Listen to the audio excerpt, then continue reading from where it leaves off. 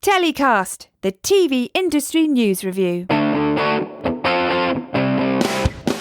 Hi, I'm Justin Crosby, and welcome to this week's TellyCast. Before the show starts, just a quick word to let you know we're now taking bookings for a unique new series of bespoke MIPCOM Slate podcasts, specifically designed for content owners and distributors looking to give their full catalogue marketing a new dimension.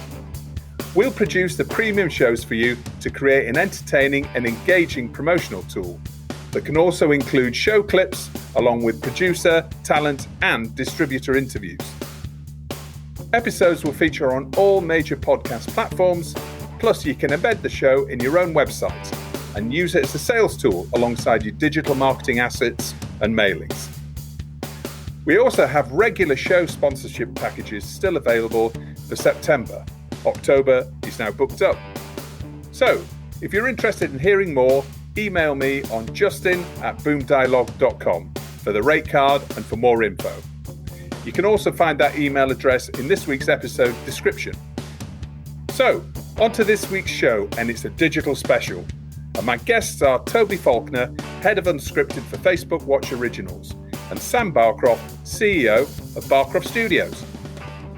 Peter White from Deadline joins us fresh from a trip to the desert. And K7 Media's digital diviner, Girts Licis, shares some interesting thoughts on who in the TV space might buy TikTok. It's all coming up on this week's TellyCast.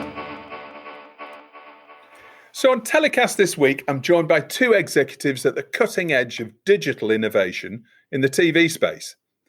Toby Faulkner is Head of Unscripted for Facebook Watch Originals. Recent shows Toby has been responsible for include Red Table Talk, 9 Months with Courtney Cox, The Beavers on Watch, and Paris Jackson Unfiltered. Co-productions, video podcasts, and content oversight for product launches also fall under Toby's remit. Formerly a VP of Programming and Development at A&E Networks, he began his career as a journalist with BBC Radio and rose through the ranks at ITV UK before moving to the US 14 years ago as an unscripted showrunner. He's now based in LA. And joining Toby is Sam Barcroft, CEO of Barcroft Studios. Sam started his business in his back bedroom in 2003 with a focus on providing content for news and magazine media. He's since built Barcroft Studios into an award-winning factual production company that specializes in producing amazing real-life content enjoyed and shared by millions of people worldwide. Barcroft Studios makes shows for Netflix, Facebook, Discovery, the BBC, and Snapchat, amongst many others, as well as the company's own channels, which have over 70 million followers across Facebook, YouTube, and Snapchat. Welcome to the show, Toby and Sam. Hi, Justin. Sam, nice to be with you. Nice to be with you guys. Thanks for the invite. Not at all. Not at all. Thanks for taking some time out of, obviously, your very busy schedules. Toby, you're based in LA and you've been making some unscripted shows for Facebook with some of the world's biggest celebrities, Justin Bieber, Courtney Cox, and the huge event Graduation 2020 with Oprah Winfrey and Miley Cyrus, amongst many others. Can you talk us through the challenges of putting those shows together over the past 6 months or 8 months or so? Yeah, I think for everyone involved in production, just everyone in life, it's been a really challenging period in human history. Yeah. And for work as well, the downstream effect of that for work has definitely, I think, increasingly made people think outside of the box. I think for us on Watch, we have a lot of fast turn series, and we've kind of built that muscle up over the last 3 years. We're coming up to our 3-year anniversary of Watch launching. So it doesn't faze us as perhaps some other broadcasters may have struggled. We were kind of already on Blue Jeans. We were already on Work Chat. We were already kind of moving at quite a speed. So I think that's honestly been sort of the continuing challenge, is moving even faster and turning stuff around even faster. We've had some really big pieces of content drop, as you mentioned. We had the Beavers on Watch with Justin and Hayley, and that was self-shot by them and then edited remotely. But something like that, like we turned the deal around in 3 weeks. And as you can imagine, dealing with big name talent, there's always different layers of lawyers, of business development, of management. And I'm really pleased that I think that's a great example of what you can do when you have to. And yeah, that series I think really connected well with an audience because they got to see a view of the couple that they hadn't seen before. Haley hadn't really opened herself up. We did a live every week, for example, and Haley hadn't really opened herself up like that. So I think that really created some great buzz and great viewing figures for them, for us. And it was a great kind of event series, during the peak of COVID, I think, kind of showing that people are just like us, whether or not they're huge celebrities, they're all struggling to keep themselves amused, to connect with their friends and family. Yeah, and to build that community for their brand, I think as well was great for them. I think I saw the Beavers on Watch had about 80 something million followers on the show.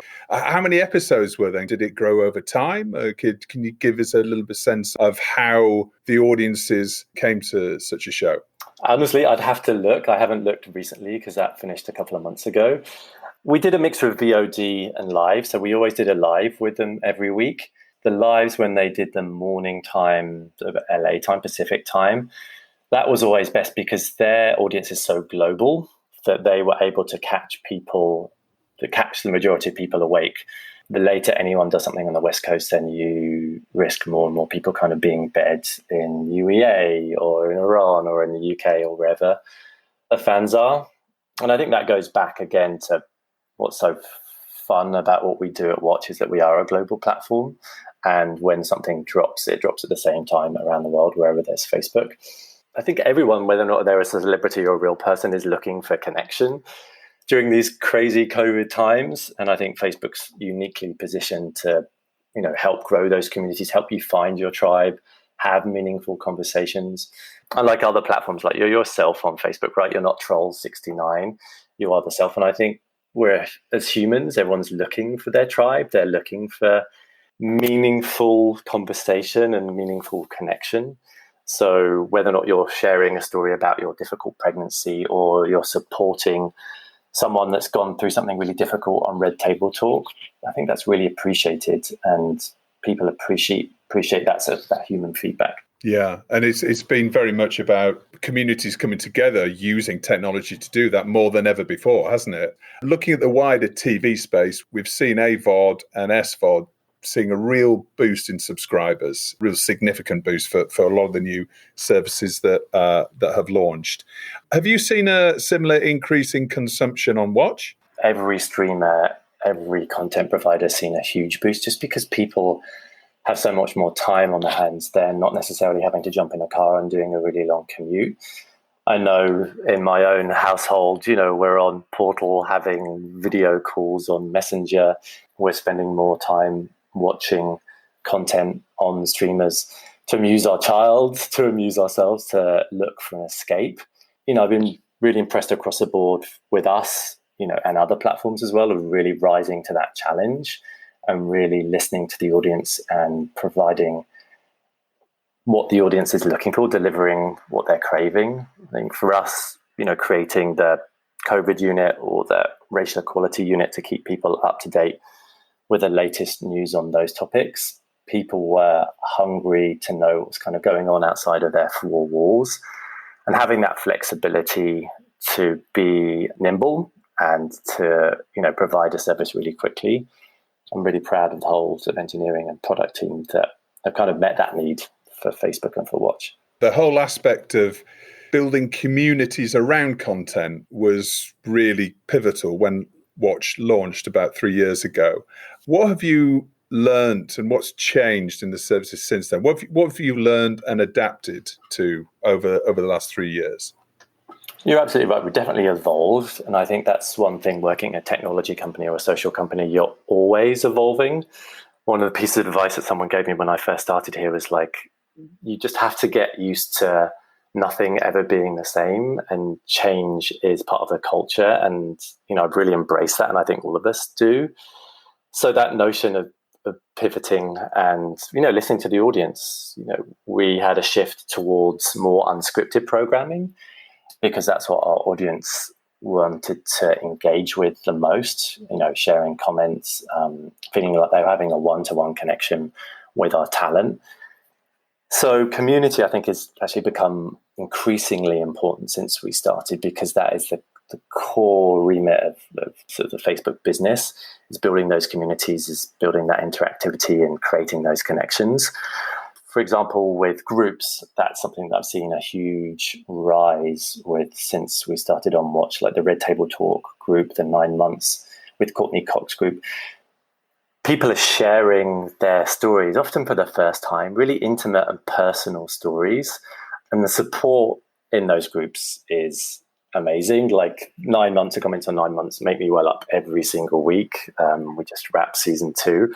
And I think there's something really powerful to providing, a safe space where people can feel like they can come together and have difficult conversations, honest conversation. Authenticity is a word that, everyone uses these days. But I think when that connection is so one-to-one on social, I always look at Jada on Red Table Talk, and for me, like, she's like that best friend or that older sister that maybe some people don't have in their lives, and they really value her POV. She's such a strong anchor, and she really speaks to the heart and with authority. And I think what we've been able to do with our shows increasingly is really meet that need. We have a couple of series coming out that'll be announced in the next couple of weeks that are very much rooted in big, broad social or emotional issues. And I think that emotional connection is just definitely something that's evolved since we first started. We've moved away from more of the shiny floor shows. We don't do those kind of competition shows where it's more of a passive experience. We're all about how can we have an engaging experience with you while you're watching. So, and I think that the amazing thing about Facebook Watch is that you can be watching a piece of content and interacting with it at the same time. And I think that is something that I think is increasingly important. And everyone else is trying to build communities on social, but we are actually social and have the content there. So I think that's a big differentiator for us. Yeah, I mean, speaking for myself, I know that probably this last few months has been the first time that I've actually been interacting with my friends while I've been watching a screen, whether it's a football or whatever. Before I just didn't tend to do that. But I think this shared experience, that, the need to feel connected remotely while you're enjoying a common experience is certainly something that I've experienced for the first time and really enjoyed, actually. Be interesting to see if those behavioural changes will keep on and stay for good. Do you commission shows? Because I think there's always a little bit of a misunderstanding about, does Facebook commission like a regular broadcaster or platform, or is it more about partnership? How does it work? Facebook is definitely a huge organization. I think we're somewhere between like 40,000, 50,000 people around the world right now. So there are definitely lots of different departments working around content. We have a huge partnerships team, whether or not that's sports partnerships, news partnerships, entertainment partnerships. And there are special partnership managers that work directly with talent, whether or not that's a host or a sports star or an actor. We on the Watch original side are fully funding original unscripted content and kind of leaning a little bit more premium in terms of what that content is. There are different programs available to our publishing partners, whether or not you're a Barcroft Media or whether or not you are a BuzzFeed. But we tend to work directly with pieces of talent or production companies that have those relationships and work with them to develop, again, that sort of emotionally sticky content with the celebrity at the top of the funnel because they have an existing platform. And what we're trying to do is elevate that conversation. Maybe there's a passion project, something they're really excited about that they want to share a message around. I think we've seen great success if you have those strong anchors because they open up taboo conversations, they open up difficult conversations, and we provide a forum for those. And I think, to going back to what you were saying before, I think the notion of this feedback loop is really important. Rather than just like watching something, you might have an opinion and it just goes off into the ether. Here, you can actually be part of the content that we're producing, whether or not that's 9 months, again, is like mostly self-shot. Or if you look at the group for Returning the Favor, people are watching the show and then suggesting honorees in the group that then the production company then use to help cast the people they're going to highlight in the show. So again, it's a lot of positivity and hopefulness. I think that's a big thread for what we're doing at Watch as well on the original side. So when content comes into us, it does tend to come in through our relationships. We're a small team based out of LA. We don't have any regional hubs for fully funded original content at the moment. But our focus is often on those global pieces of talent, and oftentimes they have representation here in LA as well. So it seems to be working so far. We talked about innovation, 360 video, polling, live chats, interactive content, for example. I mean, is that still very much part of what you're looking to create around a project with a big celebrity? Are you looking to utilize as many of the tools that Facebook Watch has at its disposal for every particular show? I think it always depends on the content. I think something that we're really good at is working with producers to work out what is the best version of their show on Facebook to reach the audience. So oftentimes we might commission, like I think 9 months came in and it was a half-hour show or an hour show. And then upon talking about it and realizing that we had like these 14 couples, we realized that was going to be too much to sit through on social. So we broke that down into 2 drops a week. Sometimes we have 3 drops a week. So we're always working out what's the best way to connect to the audience. Sometimes that does involve polling or interactivity. With one of Sam's shows, Most Incredible Homes, we did 360 and we did polling. And that's another way to get people involved in the content. I'd say since COVID, live is having a bit of a resurgence. We noticed that churches were live streaming their sermons to congregations. And that has led to a big push around live and a big usage around live. I think the live is up a ton. So that's really exciting to see, I think, is that people, again, we're a product-led company, but we're a product-led company that do listen to the audience and the community. And I think they often dictate where the innovation comes from and what they're looking for and how we can adapt. Going back to the COVID and racial equality units on Watch, they were turned around in a matter of days. And so that's the first thing when you come into Watch, you're able to click in and get the latest news and information around those topics. Yeah, live is something that we're doing a lot around now. But I think increasingly, we talked a little bit before about evolution and really finding our sweet spot around sort of emotional connectivity, around big, broad issues. I think that's where we've settled right now. And then we use those other elements of interaction as they're needed.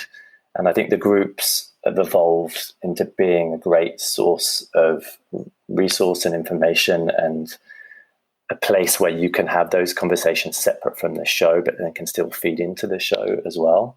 From your perspective, how do you think the content business will develop over the next 6 months? It's a massive question, I realise, but what's your best guess on the changes that we'll see? I think everyone needs content. Everyone is hungry for content. So I don't think the machine will stop, and I don't think people will stop creating. With any problem, people always work out solutions. And I think from talking to my friends at production companies or my friends at other networks, everyone's just working out new workflows to deliver what they may have delivered before, but in a different way, or using a different process. So I think innovation is just going to become the new normal. I'm interested to see how the ad sales market settles down. I think for me, that's a big question mark. But increasingly, if you have connection to talent or there are stories to be told, people are still hungry for that connection, for that entertainment. So I think while it's going to be a turbulent 6 months, I do think huge volume of content is going to be created. Sam, coming to you, thanks for coming on the show. Full disclosure, I've handled your PR for the last 6 years, and it's been incredible to see how your business has changed from journalism-led content and newswire business, originally serving the publishing industry, to a business that has really developed to lead innovation in the digital realm within the TV business. Indeed. What a journey it's been. What lessons do you take from that? Lesson number one, always hire a fantastic PR. That's the right answer. Yeah. Thank you, Sam. Right. That one will stay in. That one will stay in. This interview is over. Yeah.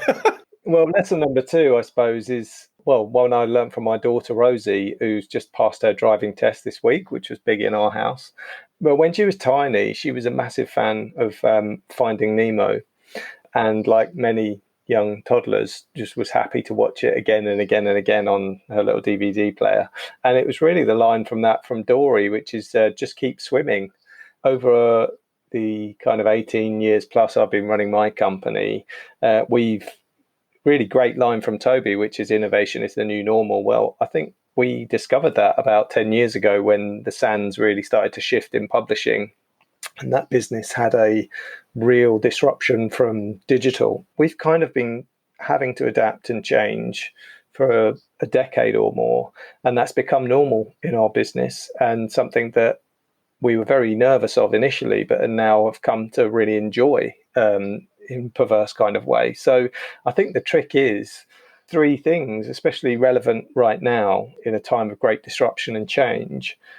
Number one really is just to really be honest with yourself about the challenges and face up to them. Don't try and sweep them under the carpet, get them out on the table and deal with them as positively as you can. I think the second one is really to embrace the opportunities and to really go for it, because most people won't, especially in a business like television that's had traditionally so much opportunity and so much money to be made. People love to stay how they are. People are resistant to change. So if you're brave enough to activate change and really go for it, you're likely to find yourself in quite a good position quite often, because everybody else is left in the pack and you're kind of out of the peloton, as it were. So, and I think thirdly, just the key really is fortune favors the brave. You do have to be brave if you decide to take on your challenges, face up to them, and to take on new opportunities. But if you can manage to do that, you won't have much sleep and you might be pretty exhausted quite a lot of the time. You're probably going to end up in a much better place. And if you run a business or an organization and you're a leader, you will have done a great service, not just for yourself, but for the community of people that you work with at the same time. Yeah, well, that now more than ever, I think is the time to be brave, isn't it? And you've actually come full circle in a sense by recently launching your own scheduled OTT TV channel, Truly. Can you tell us about that? It's quite funny, isn't it? Like, I spent the last 10 years plus kind of launching on-demand social video. Who thought the best idea in on-demand right now would be to lean into channels, scheduled channels? Yeah. But it has been quite an exciting journey for us, really, with the disruption that's happening at the moment and the way that really television is turning into an SVOD and AVOD world, either subscribers or advertising-based video on demand or streamers. The truth is for us that part of that that's growing rapidly is the connected TV advertising revenues. Therefore, services like Pluto and Zumo and Fubo are now kind of coming in with TV-esque viewing experiences that are really interesting to advertisers and work really well on connected televisions. And the format is exactly like you'd expect on a Freeview style box. We've created a lot of our own original content that's very popular on social media and on television over the last decade, which gives us a fantastic starting point for launching a channel. And so recently we've done a lot of work with our friends at Pluto in London and also with Stir in LA, and have launched Truly, which is our female skewing Fact 10 brand, as a 24/7 scheduled channel across both those services. And it's really exciting. It's quite a privilege to be able to program a scheduled channel, to fill it up with lots of really warm, fun, emotive shows. Yeah, it was a big moment for us, and we're really excited to see how that world grows alongside the other more established digital and linear services. Production is opening up again. Obviously, there've been 7 months pause on TV production for, I think, most businesses. How have you coped? Do you know, it's not been our easiest time. It's been personally incredibly challenging for lots of our team, or for lots of people all over the world. It's a historic event that we've been living through. Our priority has been looking after our people, number one. I've spent a lot of time making sure they're all okay. I think we've had such a great response from our team, who have learned over the last few years, to Toby's point, that if you're a business that lives and breathes social media and production for dynamic clients, we're very used to producing remotely. So actually in February, we'd already done A/B team testing and had sent teams to work remotely to make sure we had a backup plan. And actually our CEO at Future sent us all out quite a while before the government asked us to. And so for Truly and our other digital in-house shows that we wholly own that are published on social, we've actually produced more than 100 original episodes in lockdown. Wow. Over the last 7 months. And we've actually had some of our most successful months ever during lockdown in digital, despite the massive challenges logistically, editorially, and everything else of working around all the challenges. And in fact, our biggest episode of the year was the very first fully self-shot, fully remotely edited episode that we did about a wonderful woman who'd lost all her limbs from meningitis, but had come back and created an incredible life for herself. To Toby's point, again, really emotive storytelling that resonates hugely with people across social media. And that was a film where we literally had kit FedExed to the contributor's home and then produced, directed and edited it all via FaceTime and in people's spare rooms and flat shares and everything else. And that got nearing 100 million views so far, that one episode. So I think it's been very tough in traditional television. We are back in production on some major shows for cable networks, which is super exciting, but very challenging on a logistical level right now. But I think this has been a brilliant example, especially in the USA, of how networks and producers and talent and crew can work amazingly well and overcome incredibly challenging circumstances to still deliver amazing work. And so I've just been super humbled actually by our network execs, by our teams, by our contributors who have all stuck two fingers up at this massive horrible thing that we're all going through and have decided to do their best work anyway. And I'm grateful, massively grateful for all of that work. And I think hopefully we've seen the back of this for the meantime. We've all learned a lot from it, and hopefully we can carry on making great content. Yeah, fingers crossed. You were acquired by Future PLC at the end of last year, and you mentioned Future a little while ago. Can you give us some examples of how you're working together in the new environment? It's been a real intense last 8-9 months or so since we partnered up with Future. Super exciting for our teams to be part of a really big, very successful PLC. Really, the opportunity there is huge for our teams because at Future, we own a huge amount of world famous digital brands, everything from T3 and Tom's Guide, all the way across to Marie Claire and Wallpaper. Now we're colleagues with thousands of people who are superhuman experts in everything from guitar playing to interior design to lifestyle and wellness. And so as kind of people who are addicted to premium video production and distribution, we're really getting stuck in with our colleagues to see how we can bring some of those amazing brands and stories to life across video and TV. One of the first things we got stuck into, which is already out and publishing, was a show called Totally Game.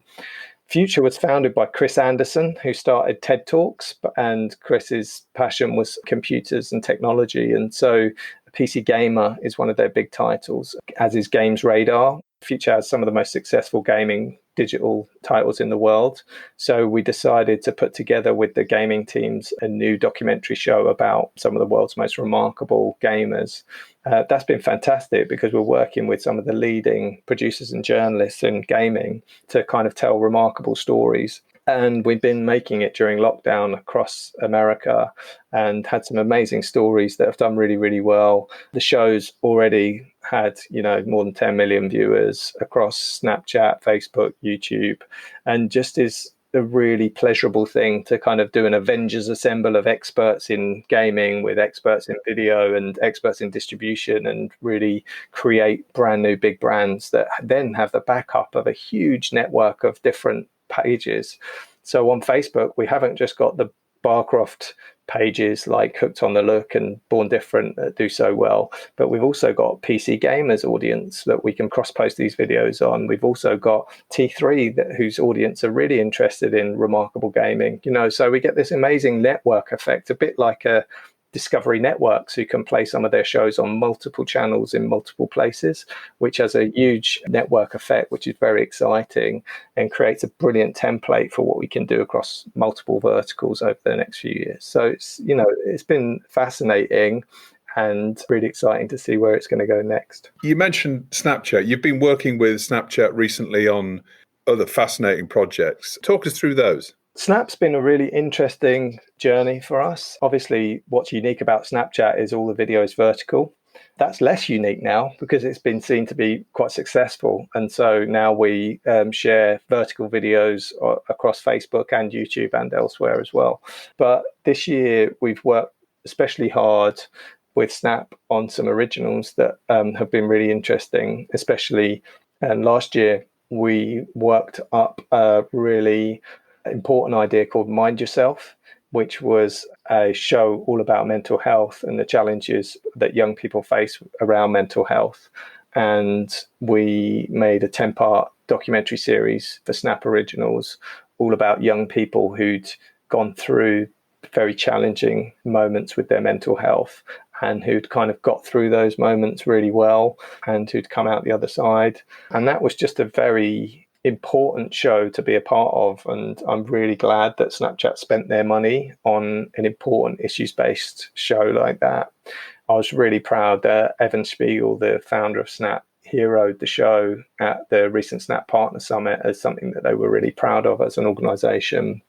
It's such a big subject. I saw today that in the UK, depression has doubled since COVID.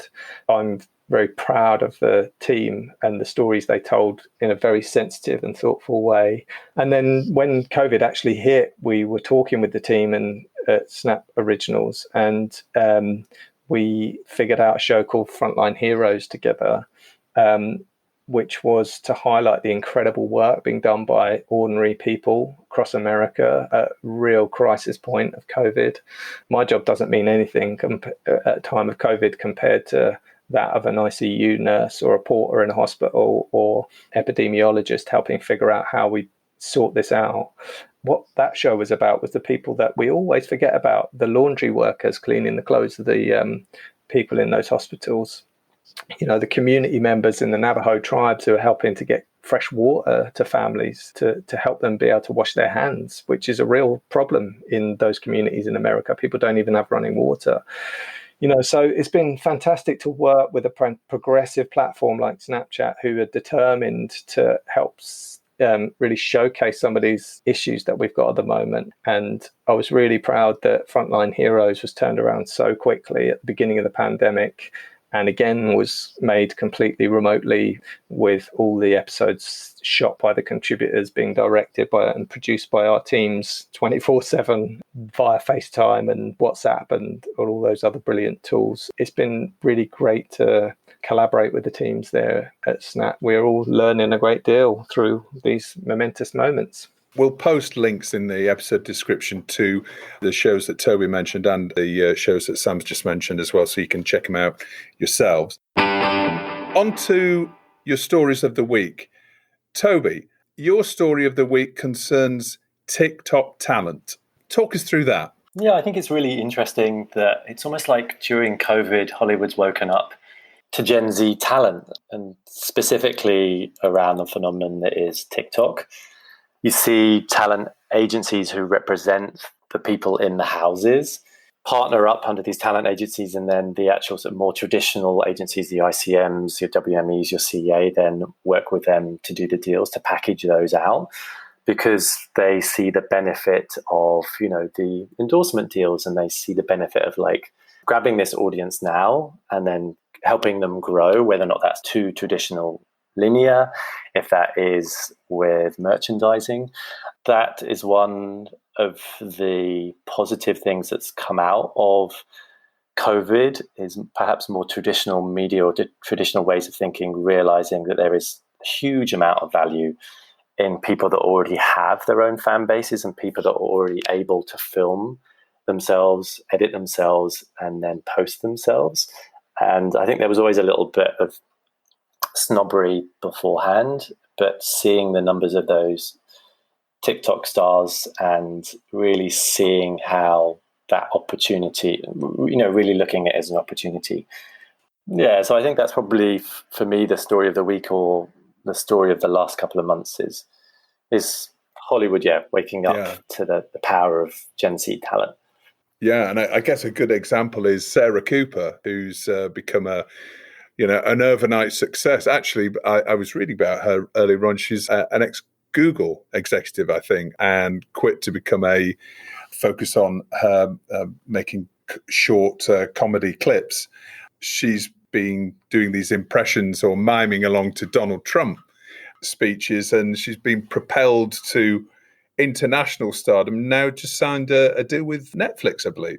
Yeah, she has a Netflix special, I think. And I'm sure that would be great for any of those comedy pieces of talent on TikTok right now. So I think they could have their own special or their own lifestyle brand, whether or not they're in a house like Sway House or Hype House, Sweet High House. There are many, but that notion, for me, it feels like a reinvention of the hills or a reinvention of the real world, but it feels like something that's very much rooted in where we are in 2020. So for me, I think that's really exciting to see the notion of evolution around old content tropes, or reinvention, I think is really interesting. Interesting. Sam, your story of the week concerns a recent guest on TellyCast, Dan Snow. Talk us through that. I was really excited from a kind of business and strategy perspective to hear that Dan had sold History Hit TV, his History SVOD, to Little Dot Studios, part of All3 Media, which is owned by Discovery and Liberty Global. I think it's just a gangster move from Selma and Andy, the founders of Little Dot. Little Dot have been in the UK TV industry one of the best kept secrets or success stories really of the last few years, because people just assumed they were the kind of digital services arm of this brilliant big TV distributor, All3 Media, which was correct. But, Andy and Selma have figured out not only how to become one of the most profitable parts of that huge distributor for all the hard work they do, looking after lots of broadcasters and shows and talents, YouTube channels really well for them and optimizing them so excellently. But they figured out how to really become a broadcaster in their own right by actually giving All3 Media and lots of other content owners brilliant ways of reaching new audiences and new revenues via sharing their shows across social media. The thing about History Hit is Dan Snow and his colleagues have built out a real environment for history lovers around podcasts and around TV shows. And what they really need now is a company like Little Dot who know how to supersize audiences and how to monetize them really well. But the real clever thing about this is if you're a digital studio right now, you need multiple revenue streams. You can't just make money from being commissioned alone. You can't just make money from advertising alone. You need things that tick all the boxes. And part of this deal, according to the press, is that Dan Snow will also create and star in TV projects with Little Dot as well. So whilst the BBC, Channel 4, ITV and others stop making so much history content because they're really restricted budget-wise and very much focused on core, big, broad audience special shows, really Andy's stepped in at Little Dot and won the whole history TV sector in the UK and got himself direct SVOD audiences who are all paying £6 a month already, plus already built out his own big history channels across YouTube. And now they're claiming that Little Dot have got the largest history audience across digital platforms globally. And now they've got probably the UK's most recognised historian as well, and can monetize it in lots of different ways. Very shrewd move, I think, going back a few years for All3 to invest in Little Dot in the first place. Fantastic story. So now it's that time in the show where every week my guests get to nominate their hero of the week, and they get to tell me who or what they want to throw in the bin. So, Sam, who's your hero of the week? Justin, my hero of the week is the co-founder of Netflix, Reed Hastings. And the reason he's my hero of the week is because of the action he's taken around COVID and around Black Lives Matter. There's a lot of people who have talked the talk over the last few months in terms of supporting communities that have been devastated by illness or by persecution and poverty. And I've just been incredibly impressed how Reed Hastings and his family have just been determined to actually do something and walk the walk. So Reed and his wife, Patty, have already donated $120 million of their own money to the United Negro College Fund, Spelman College and Morehouse College. That's the largest ever individual gift to support scholarships at historically black colleges and universities in the US. And also Netflix as an organization has put its money where its mouth is. It's already created a $100 million fund to invest in Black Lives Matter communities. And in terms of COVID, it's created a $100 million fund to help support producers that are put under pressure by COVID. It's put money into theatre funds in the UK. It's put money into the BFI's fund in the UK. I know that Facebook have also done a lot of work on helping those communities as well, often in a platform way. But I just think, well played, Reed. You know, he didn't have to go into his own pocket for any of this, but he has done. And he's leading one of the big companies that have done incredibly well out of the challenging disruption of television. So this week, he's my hero. Okay. And Toby, how about you? Who's your hero of the week? For me, my hero of the week is Viola Davis. She gave herself a present for her 55th birthday. She bought her childhood home where she was born, where her uncles and aunts grew up, in a place that had been inhabited by slaves in the past. And for me, I love the way that she put that narrative together and how she kind of really took ownership of something that some people might have looked at as negative. And she really saw the positive about taking ownership about an aspect of her past. And I find that really inspiring in my own personal life. And I think she's just a great all-round human. And I love what she's using her voice for, in addition to being a great actress. Yeah, so Viola Davis for me. All right, here. And Sam, how about you? Who or what are you going to throw in the bin?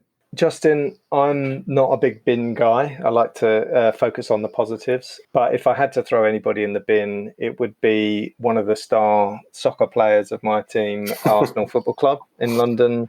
Mesut Ozil may have been the world's best playmaker for many years, but at the moment he's blocking up our path to greatness again by refusing to budge from his 350 grand a week pay packet for sitting around at home watching everybody else do all the hard work.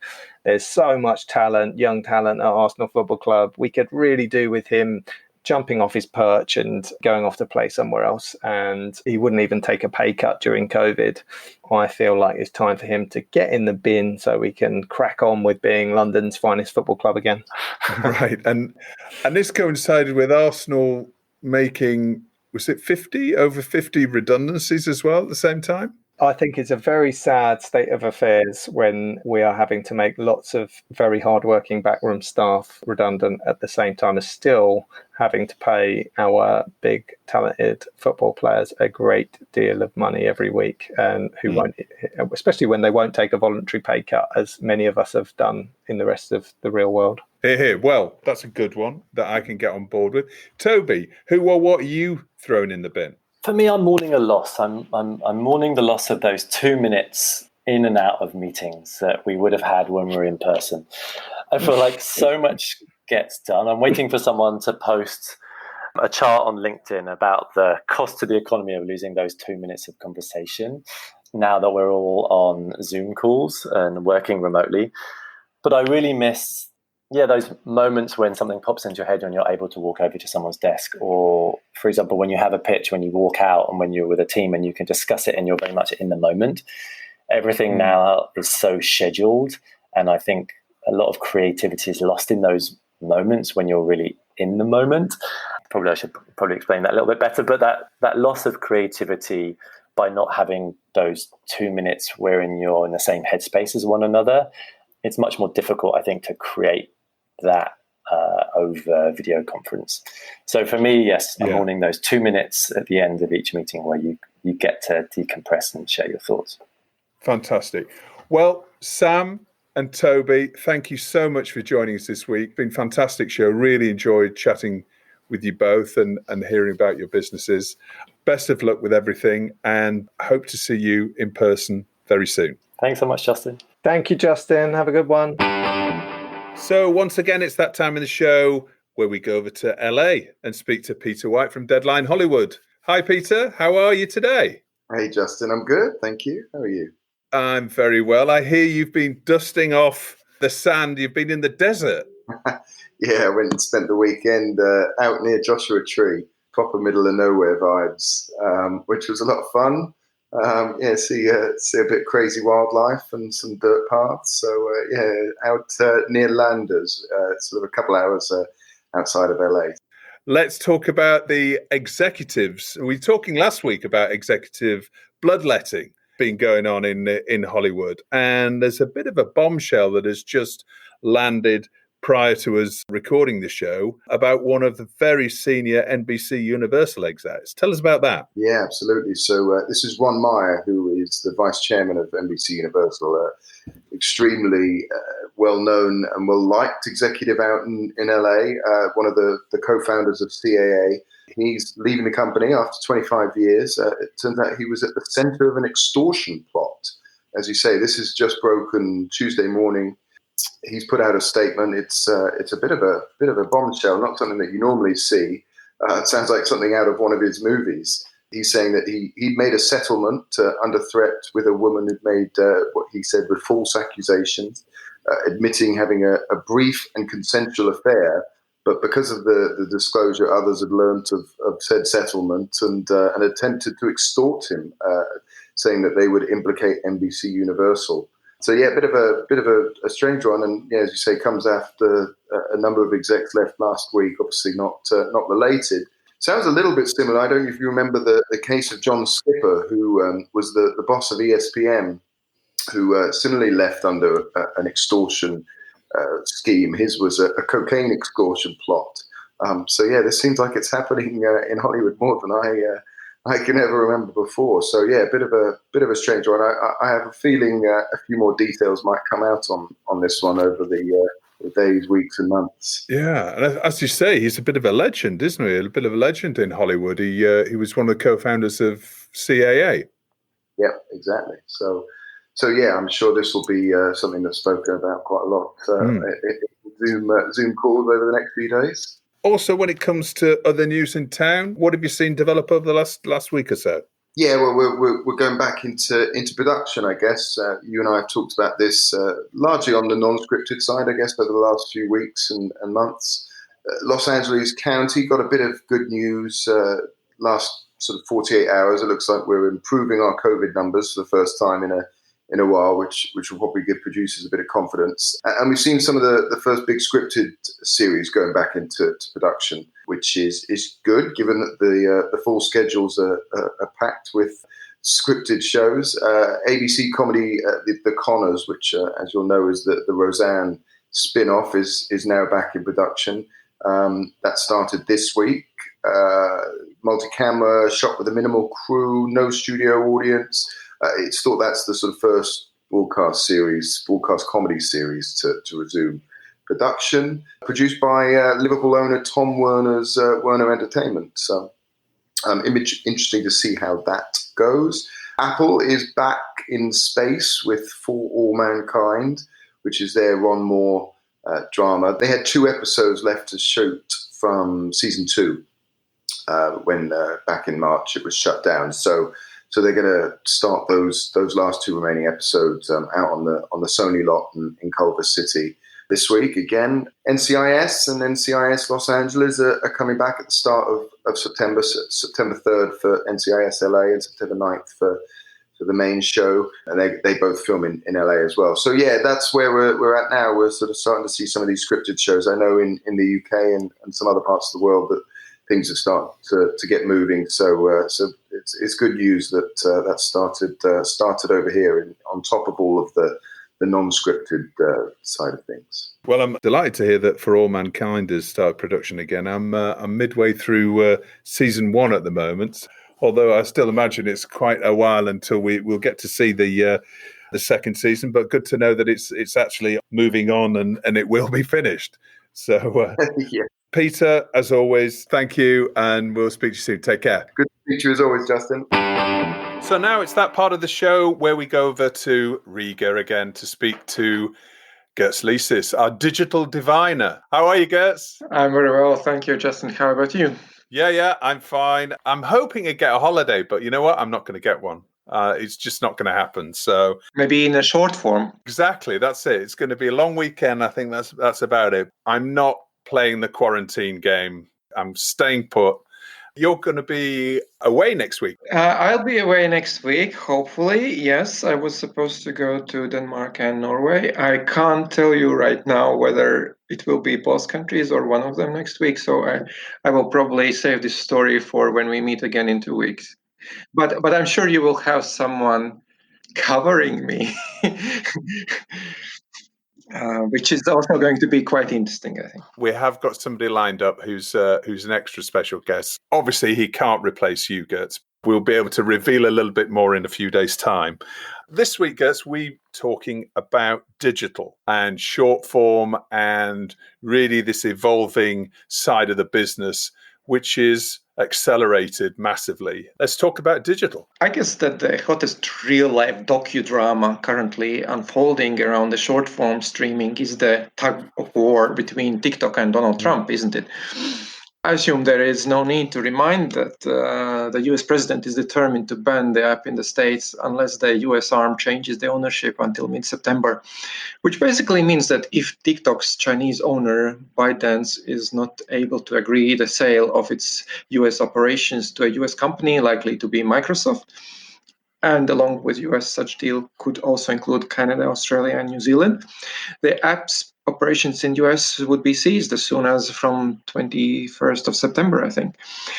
However, as unlikely as it sounds, I really like the idea that Netflix could be an alternative contender. Netflix? Yes, Reed Hastings once said his company's biggest competition is sleep.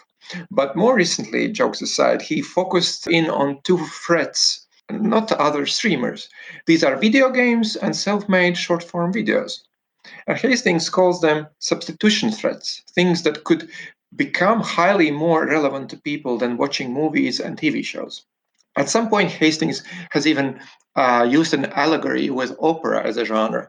Imagine how widespread this form of art must have been, say, 100 years ago, before there was television or popular music or other forms of alternative pastimes, and how relatively niche it has become now.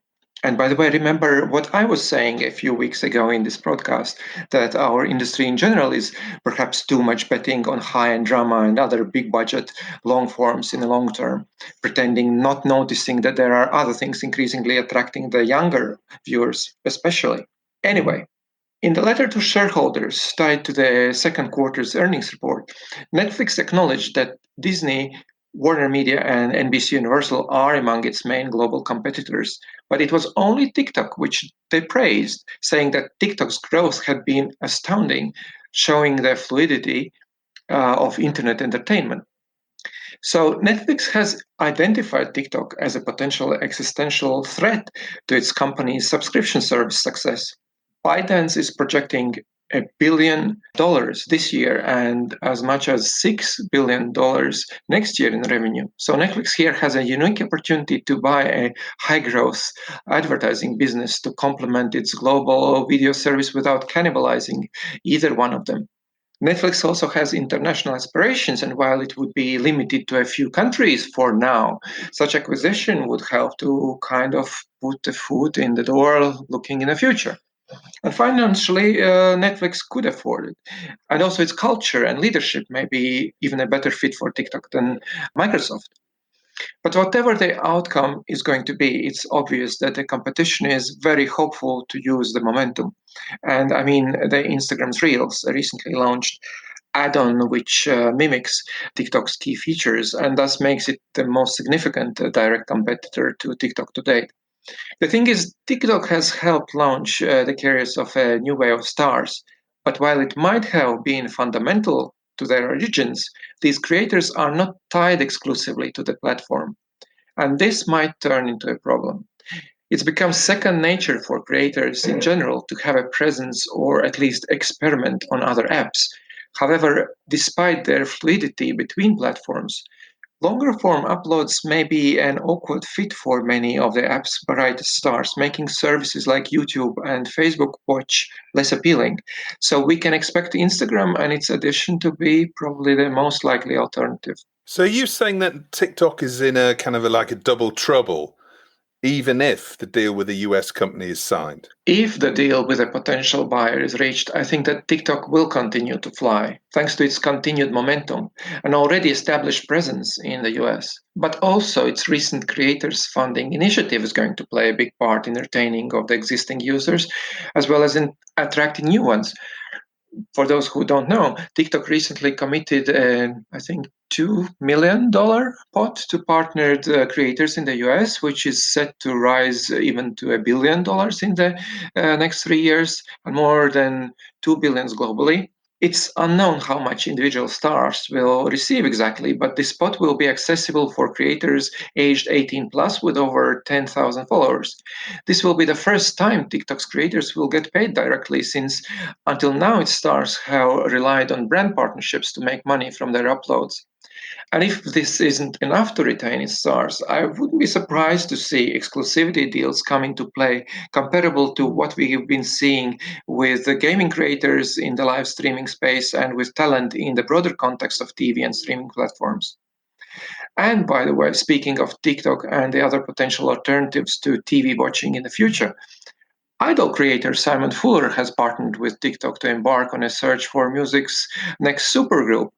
An in-app audition process has been announced already, and according to Fuller, this will be the most connected pop group ever, thriving on every platform and sharing their talent and positive energy with the world. That's a smart move. Simon Fuller obviously knows what he's doing there. This is definitely a broader trend of inspiration and ideas for new shows sparking from literally every resource these days. It's no more just books, novels that provide a source. It's video games, apps, podcasts, or just a viral clip at times. Will Smith Westbrook Studios and Universal TV are currently developing a reboot of The Fresh Prince of Bel-Air, the classic sitcom which launched the Will Smith's Hollywood career. However, this show is going to be reimagined as a gritty drama inspired by a fan-made trailer on YouTube, which went viral last year. The trailer's creator, Morgan Cooper, is working on the show together with Will Smith, who praised the idea in a viral response video. Netflix, HBO Max, Peacock, they are all reportedly bidding for this series. HBO Max has announced an episode series, A World of Calm, based on and co-produced with the wellness app Calm. In this series, celebrities will narrate relaxing tales accompanied by mesmerizing imagery based on Calm sleep stories. Amazon Prime is working on a series adaptation from a video game franchise, Fallout. This post-apocalyptic series is set in the aftermath of a nuclear war in 2077, where the desolation of war is set against the backdrop of the idealized 1950s version of a future utopia. Many game adaptations have failed when trying to recreate the stories for a different medium, but in this case, the story is written specifically for the screen rather than the gamepad, thus giving Amazon ample opportunity to tell an interesting story within the established world and tone of Fallout. And there is also an interesting development of Netflix. I guess we are used to spin-offs, sequels, and other mutations of popular shows, but prequels is not something we are seeing too often so far. And Netflix is expanding its The Witcher fantasy universe with a miniseries prequel. And this new six-parter, The Witcher Blood Origin, will be set 1,200 years before the main show, following the very first Witcher, a line of wandering monster slayers for hire. This series will also show how the worlds of men, elves, and monsters originally merged to create the franchise's fantastical world. And then, of course, there is the never-ending race for exclusive deals with talent. Some of the most recent ones include Netflix signing up with Black Mirror creators Charlie Brooker and Annabelle Jones' new company, Broken Bones. This reportedly $100 million deal will cover a range of series with the option for the streamer to purchase full ownership of the company. Apple has announced a first look pact with Idris Elba and his Green Door Pictures company, as well as a deal with Leonardo DiCaprio's Appian Way Productions. And actress Priyanka Chopra Jones has signed a multi-million-dollar 2-year first-look deal to create English and Hindi language original series with Amazon Studios. Perhaps here we are seeing a new trend emerging for bilingual or multilingual talent to be locked to cover all the possible corners. And finally, Hulu has struck a first-look deal with actress Joy King, who is just 21, to produce original series to the streamer, making her the youngest ever talent to sign with a streaming platform to date. Well, it's fascinating stuff. And we were hearing from Toby from Facebook earlier on about this war for talent, if you like, this battle for talent in the digital domain. It certainly seems that the pendulum has really swung towards digital now, away from, the linear broadcasters in terms of power, in terms of the ability to interest and attract the next wave of talent. Yeah, I guess you're right, but I don't think that linear is going to give up so easily. We'll no doubt find if this pandemic is just going to speed up that process. I'm guessing it probably will, but I'm sure there's a few twists and turns along the way just yet. Absolutely. By the way, I don't remember by heart now, but looking at the data during the COVID, there are actually some countries which obviously the digital was growing much faster, but actually in some other European territories, linear was growing faster than digital. So you never know. Fantastic, Girts, as ever. Thank you very much. We're going to miss you next week. You've been an ever-present on the show, right from episode 1, and now I'm record-breaking. And I'm the only one left standing now from the original team. But well, it would be kind of weird if not you. Enjoy your trip. Thank you. Don't get quarantined. Have a great couple of weeks. And you. Take care. Bye. Well, that's about it for this week's show. Thanks for listening. Don't forget to rate and subscribe to the show and share it with friends and colleagues on social media. If you want to hear about our advertising and sponsorship packages, please email justin@boomdialogue.com. That's justin@boomdialogue.com. TellyCast was edited by Ian Chambers. Next week, we're looking at how the producers of some of the world's biggest soaps have restarted production in the pandemic. So, in the meantime, have a great week and stay safe.